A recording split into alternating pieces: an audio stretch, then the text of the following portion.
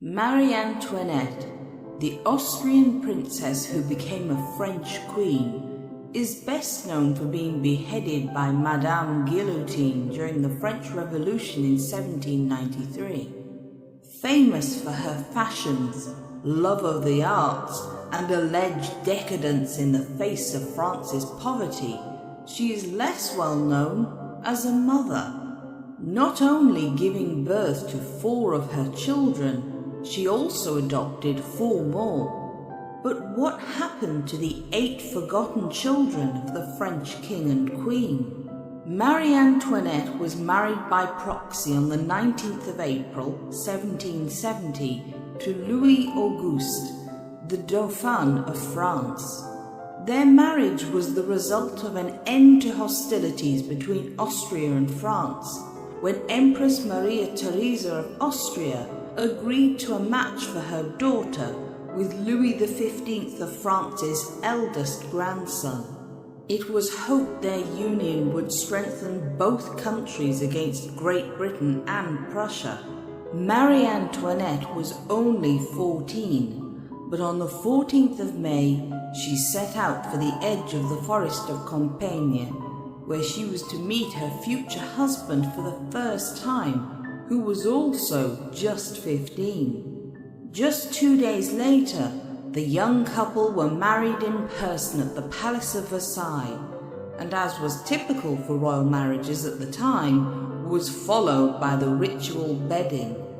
The couple were tucked in together in the hopes they would consummate their marriage. However, this didn't happen, and wouldn't happen for several years afterwards. There are many theories around why this occurred, ranging from being so young when they were married, a lack of interest and understanding of sex, to a possible penile condition Louis may have had. Whatever the reason, it damaged the reputation of the couple well into their becoming the King and Queen of France in 1774. They wouldn't have their first biological child until another 3 years had gone by, and Marie Antoinette's desire for a child reportedly led to the very odd and difficult story of their first adopted son. One day in 1776, Marie Antoinette was out for a carriage ride with her ladies-in-waiting when they went past a small village near Louvciennes. There was a sudden jolt as the carriage came to a sharp stop. Outside, 5-year-old Francois Michel Gagné had run out in front onto the road, narrowly avoiding an accident. The carriage was immediately stopped, and the coachman jumped down to check on the child, thankfully finding him unhurt. His grandmother flung open her cottage door, flying across to her grandson. But before she got to Francois Michel, the Queen herself came down from her seat.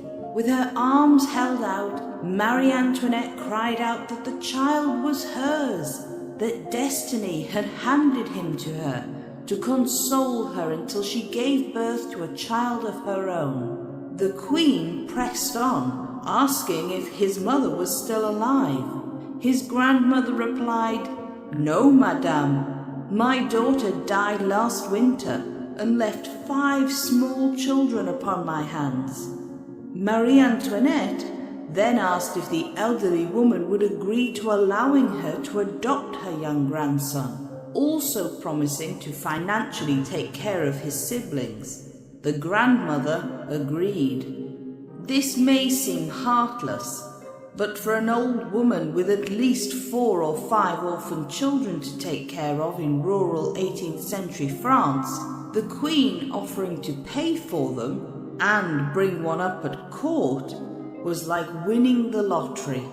This came about in later years, with his brother being able to have an education in music, and dowries and monetary gifts being given to Francois Michel's 2 sisters. Not surprisingly, the little boy was not happy with this arrangement, and as the carriage drove off, he showed his displeasure by screaming and kicking the Queen and her ladies. It set the tone for his future relationship with the royal family. From the start, Francois Michel missed his biological family. It wasn't unusual for wealthy families to foster more impoverished children, but this was unusual in that Marie Antoinette gave Francois Michel a new name, Armand, and he became, if not part of court life, part of the private family life of the French royals. In the absence of giving birth to any biological children, the little boy apparently brought the Queen a lot of joy. However, once she gave birth to her first daughter in 1778, she reportedly lost interest in Francois Michel. He was never happy in his life at the palace, and as a result, the relationship between the boy and his adoptive parents was always miserable and broken. It was no surprise then that when the French Revolution broke out in 1789, he came to have Republican sympathies and joined the revolutionaries. He was sadly killed just a few years later at the Battle of Jemappes in 1792. But he was far from their only child. Finally, in 1778, Marie Antoinette gave birth to the first royal child, Marie-Therese. Her birth was a difficult one, but when she finally came into the world, she was greeted by her mother with great delight. It was reported that the Queen said, "Poor little one, you are not desired, but you will be none the less dear to me. A son would have belonged to the state. You will belong to me." Contrary to Marie Antoinette's later image of a materialistic queen who ignored the plight of the poor, she apparently wanted to bring her daughter up to be more in touch with normal people. She often invited children of lower social ranks to eat with Marie-Therese and encouraged her daughter to give her toys away to the poor. Apparently, Louis XVI was very affectionate and loving as a father and often indulged his daughter. She had a happy childhood until the French Revolution began. Attacks on her mother increased, a mixture of xenophobia within the French court against her Austrian roots and political propaganda used to explain the weakened French economy. Things seemed for a while to be all right, until the Bastille was stormed on the 14th of July, 1789. Things began to move fast after that. On the 5th of October, a group of working-class women marched to Versailles and stormed the palace, intent on taking food they had heard was stored there.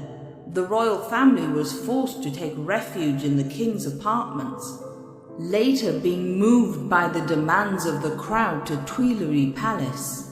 An escape plan was formed which would have allowed the family to escape to a royalist stronghold in northeastern France, but they were cut off and forced back to Paris. On the 13th of August, 1792, the whole family were imprisoned in the Tour du Temple, the remains of a medieval castle. It must have been terrifying for Marie-Therese and her parents. She was just 10 years old. A few months later, her father was taken from the tower and she never saw him again. He was executed by guillotine on the 21st of January 1793. Marie-Therese was left with her mother, Marie Antoinette, her aunt, Madame Elizabeth, younger sister of the deceased king, and her younger brother, Louis Charles, who had been declared Louis XVII by royalist supporters. This support meant that 6 months later, on the 3rd of July, revolutionaries came and removed Louis from his family, entrusting him to the care of a cobbler called Antoine Simon.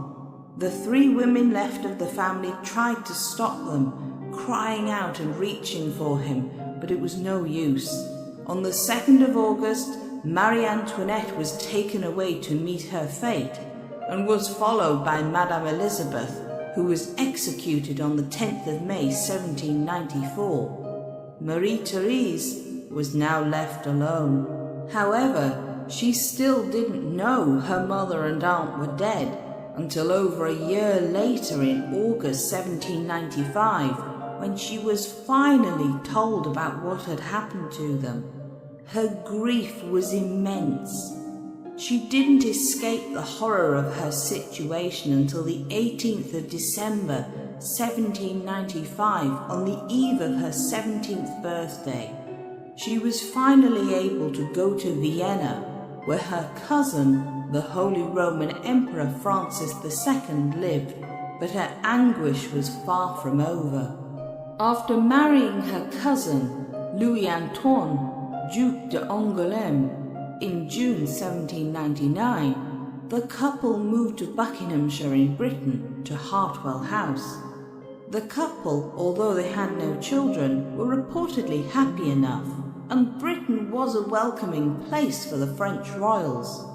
However, it was still exile, and Marie-Therese must have felt a mixture of longing for the home she had lost and dealing with the grief those memories of the past brought. Finally, in 1814, with the abdication of Napoleon Bonaparte, her long years of exile were over, and Marie-Therese returned to France with her husband Louis Antoine by her side and her uncle Louis XVIII, but understandably it was a difficult return. She didn't trust anyone who had supported the Republic under Napoleon, and many young men came forward claiming to be her long-dead brother Louis Charles. This caused her much distress, despite her uncle's attempts to prevent them coming forward. The Bourbon Restoration, as the return of the royal family was known, was briefly interrupted a year later in 1815 by the 100 Days. This was an attempt by Napoleon to regain control of France, but it ultimately failed, and the restoration continued afterwards until 1830. Her father-in-law was by this time on the throne as Charles X, and his ultra-royalist ideals had alienated the royals once more from ordinary working people. He was forced to abdicate on the 2nd of August, followed by his son Louis Antoine, who was arguably King of France in the 20 minutes between his father's abdication and his own. Therefore, Marie-Therese was Queen of France for those 20 minutes, but it was soon over, and they were once again in exile, fleeing to Britain. After years of living between relatives' homes in Europe, outliving her husband, Marie-Therese died of pneumonia on the 19th of October 1851 at the age of 83. Hers had been a long and sad life, with moments of happiness and memories of people who had long since passed in the name of France. On her grave, she is remembered as Queen Dowager of France, a reference to her brief queenship. But she was not an only child, and the first of her two biological brothers, Louis Joseph, was born at the Palace of Versailles on the 22nd of October 1781. As France at that time barred women from holding the throne, Louis Joseph was hailed as the Dauphin of France, the heir to the French crown. His birth was therefore met with great joy, and he was close to his parents and sister, much loved by them all. He was apparently a happy and intelligent child, but it soon became clear that he had weak health. When he was only 3 years old, Louis Joseph suddenly became ill with a series of fevers. Fearful for the young Dauphin's health, the little boy was quickly transported to Château de la Mouette, a royal residence on the edge of Paris. He recovered to the relief of everyone, and just a year later in 1785, he was inoculated against smallpox and sent to rest at the chateau once more. In 1786, the fevers returned again, but this time the royal household ignored the fevers. It was around this time the young prince was also noted to walk with some difficulty, which was due to a curved spine. This was treated with a metal corset, but 2 years later in 1788, his fevers increased. This was a symptom of tuberculosis, but still no one understood what was really wrong. On the 4th of June 1789, Louis Joseph of France died. He was still a child, only 7 years old, and his death devastated his family.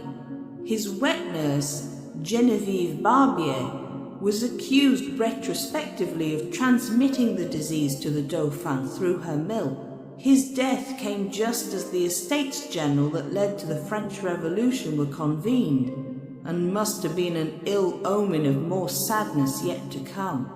When Louis Joseph died, his title of Dauphin of France passed to his younger brother Louis Charles, who was born in March 1785. Louis Charles's upbringing, like that of his siblings, was as expected for a royal child. He was looked after by a governess and a royal household, and his mother and father doted on him as much as their other children. But there were ugly rumours at court that he was in fact an illegitimate son of Marie Antoinette and Axel von Fersen, a Swedish count she was thought to be romantically involved with. Most modern historians dispute this, as there is little evidence, and Marie Antoinette was unlikely to have made her position at court more difficult against her enemies. After his family was moved to the Tuileries Palace in 1789, life became much more strained and less private for them all. Louis Charles's mother was only permitted to see her 2 children with guards, and her hands kept behind her back at all times. All 3 of them would be searched for letters smuggled between them. However, things were to get much worse. In 1792, when the family were taken to Temple Tower, it wouldn't be long before Louis Charles found himself removed from them. With the death of his father, Royalists intent on restoring the French royals named him Louis XVII. This made him a threat in the eyes of the revolutionaries, and on the 11th of December, he was taken away from his family. It would be the last time he ever saw them. He was placed into the hands of Antoine Simon, a cobbler who had been named as his guardian. While there is little proof for them, stories written by royalists started to circulate of the ill treatment of the young boy. However, Marie-Therese later wrote in her memoirs and stated that Antoine was the monster Simon, suggesting there was at least some truth to them.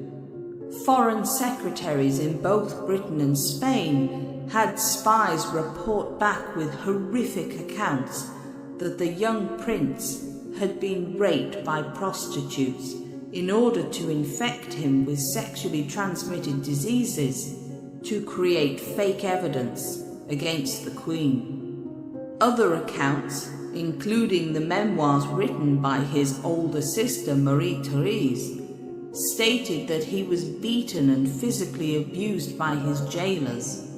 On the 6th of October, French politicians and other supporters visited the boy and secured a signature from him, condemning his mother and aunt with charges of sexual child abuse. The poor boy's mental state can only be imagined. However, visitors to the prison never reported seeing any of this, but a planned visit might have meant the visitors didn't see the truth. And the truth becomes even more difficult to find after this point, as many records for this period were lost. Restoration historians would later tell a story of how Louis Charles was kept in a filthy, dark room with bars, only being passed food through them to survive. No one entered his room for 6 months. Paul Barras, a French politician, visited after the 27th of July 1794, and while he claimed the boy was suffering from neglect, he made no mention of a dark, dirty room with bars. The reality is probably somewhere in between both stories.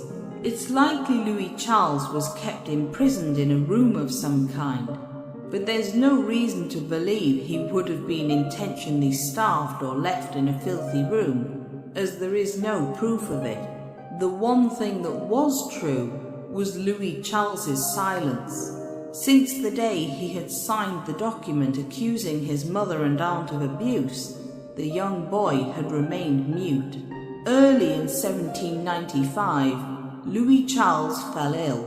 Physicians were called for, but on the 8th of June, the young boy's life finally came to an end. He was only 10 years old. A French surgeon who was called to do the autopsy, Philippe Jean Pelletan, stated that the prince had died of tuberculosis. The surgeon also removed and smuggled out Louis Charles's heart, following a tradition of preserving the hearts of French royalty. This heart passed through various hands in a dried state until it was finally interred in the Saint Denis Basilica on the 8th of June 2004. As for Louis Charles's final resting place, it was unmarked, his remains buried at Sainte Marguerite Cemetery on the 10th of June. Marie Antoinette's final biological child was Sophie Helena Beatrice, born on the 9th of July, 1786. Sadly, hers is a very short tale, as she did not live long enough to see out her first year of life. The little girl was born a good size and healthy, but she contracted an illness which also plagued her 2 older brothers, tuberculosis.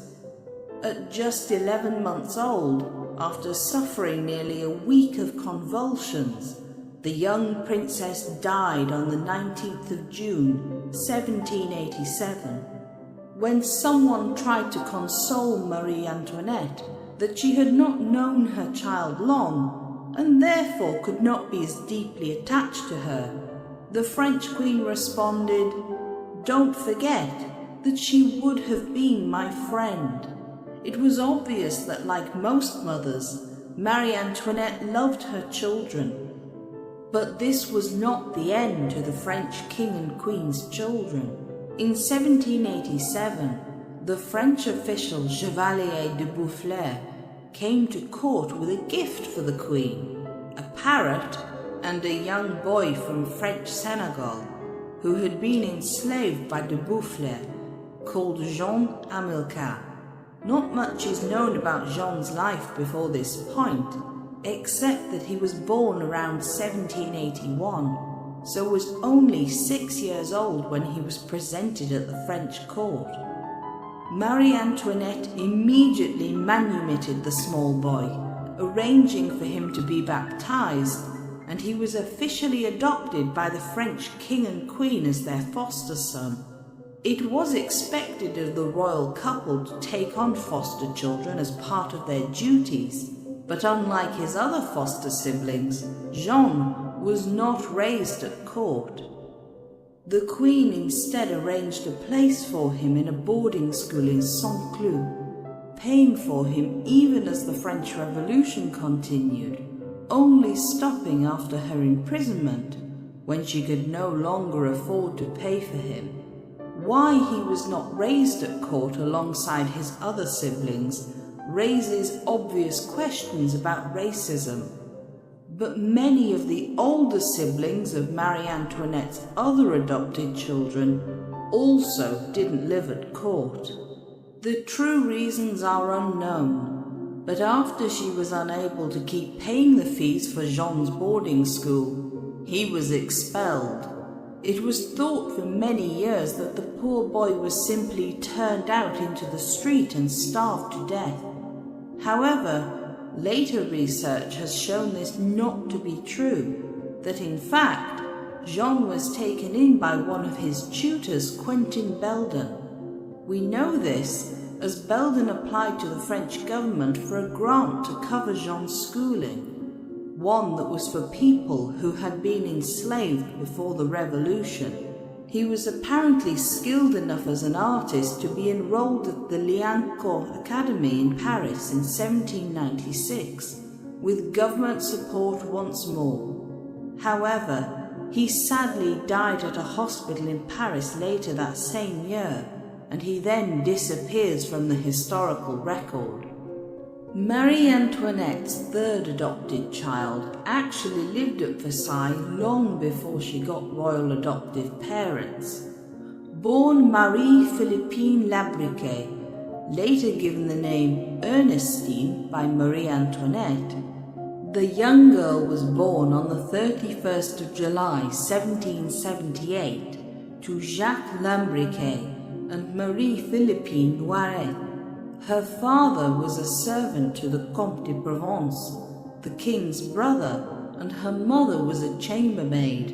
While Ernestine was still a very small child, she was chosen to be the playmate and companion of Marie Therese, spending her days with her royal friend and returning to her family at night. This was a common custom at the time, to allow royal or noble children a playmate of a lower social level than themselves, as it was thought to teach humility. For the poorer families, they probably had little say in the matter and might have been paid extra, which would help bring up their other children. Rumours at court once again abounded, but this time of Louis XVI. Ernestine was said to bear a strong resemblance to the French king, and so there were whispers that she was in fact his secret illegitimate child. This only came about as she had a passing resemblance to Marie Therese. Her daily life was very similar to that of the princess. Marie Antoinette gave orders that the two girls should be dressed the same, and when they ate dinner, one should be served before the other on alternating days. Ernestine even received the same education as Marie Therese, and the governesses, along with all the other household staff, were told to treat the girls as equals in private. Some time before 1788, Ernestine's mother died. Despite her father still being alive, Marie Antoinette and Louis XVI formally adopted Ernestine as their daughter on the 9th of November of that year.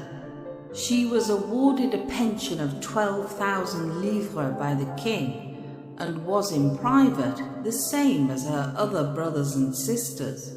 However, she was never given a formal rank or treated as a royal daughter in public, and at court was simply known as Marie Therese's playmate.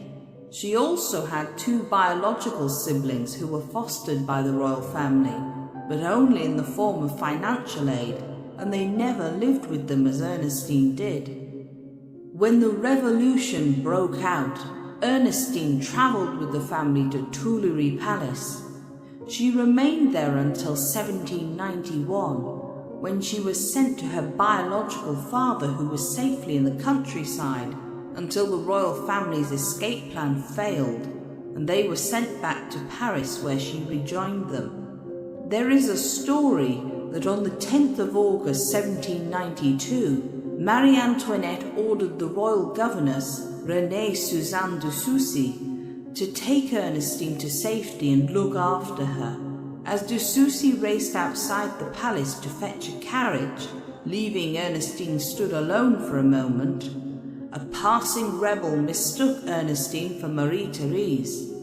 He threw the corpse of a member of the Swiss Guard at her feet, but a nearby shopkeeper defended her, chasing off the rebel, ironically because he also believed her to be Marie Therese. During the terror of what came afterwards, Ernestine was looked after by de Soucy's father and his family. Her biological father, Jacques, was arrested and later executed on the 9th of July 1794 for his connection to the royal family. Little is known about Ernestine's life after this point. On the 2nd of September 1796, she was finally old enough to no longer need guardians and was permitted to live alone and sort her own affairs.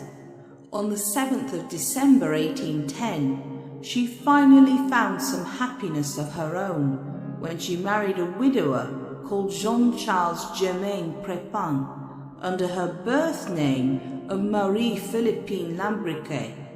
It's unknown whether she chose to use this name because she wanted to cast off her adoptive name and the memories that came with it, or if it was simply safer to do so. Sadly, her happiness didn't last long, and she died on the 30th of December 1813 in Saint-Denis, aged just 35 of unknown causes. Her resemblance to Marie Therese, however, abounded in rumours that the two girls had switched at some point, and that the Marie Therese who was now part of the Bourbon Restoration was in fact Ernestine. And the real Marie Therese had supposedly disappeared into Hildburghausen in Germany. There, she was known by locals as the Dark Countess, only went out with a veil over her face and hardly spoke. When she died, she was hurriedly buried. However, DNA testing in 2013 on the body of the Dark Countess proved that this story was untrue. The final child Marie Antoinette adopted was yet another playmate, this time for Louis Charles. Her name was Jeanne-Louise Victoire, and she was born in 1787 to an usher within the royal household, and also had two older siblings. In 1790, despite the uncertainty of the royal family's future, Marie Antoinette adopted Jeanne and her two siblings when she heard that their parents had died within just a few months of each other. Her two older sisters were sent to a convent with all their expenses paid, but Jeanne was kept at court to be a playmate to Louis Charles and given the name Zoe. Just 2 years later, when Zoe was 5, she was sent to join her sisters at their convent just before the French royals attempted to escape during the flight to Varennes in 1791. As with Jean Hamilcar, the expenses for the children ceased when Marie Antoinette was imprisoned, and nothing further is known about their fate. It can only be hoped that someone was kind enough to take them in. Despite Marie Antoinette's image after the French Revolution, she was really no worse or better than any other queen from Europe's courts. But she obviously had a big heart and was a mother to many children, not merely those she gave birth to. Sadly, many of her children died young, some of them after years of anguish or imprisonment, some of them violently. But their stories are testament to the caring family the French Queen attempted to create for them all. If you enjoyed this video, don't forget to like and subscribe so you don't miss any new documentaries.